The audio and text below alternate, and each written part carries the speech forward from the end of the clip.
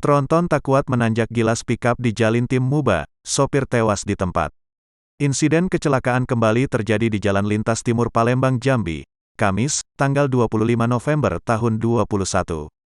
Sore kejadian yang terjadi di Desa Kaliberau, Kecamatan Bayung Lencir, Musi Banyuasin sekitar pukul 15.10 waktu Indonesia Barat ini sontak saja membuat arus Jalintim sempat macet. Kecelakaan tersebut terjadi diduga karena tidak kuat menanjak, sehingga truk bermuatan tiang listrik tiba-tiba mundur hingga melindas mobil pikap hingga rusak parah dan menelan korban jiwa.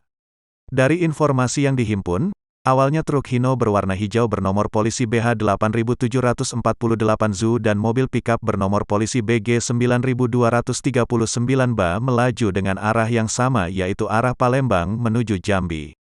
Namun saat di tanjakan yang tepat berada di RT 10 Dusun 2 Desa Kaliberau, truk tersebut mendadak mundur turun tanjakan hingga menabrak dan melindas mobil pikap berwarna putih tersebut. Sang sopir mobil pikap bermuatan kardus bernama Usman Haris tersebut meninggal di tempat kejadian. Sedangkan penumpang pikap bernama Sandi masih dirawat di RSUD Bayung Lencir. Jangan lupa subscribe, share, komen, dan like ya!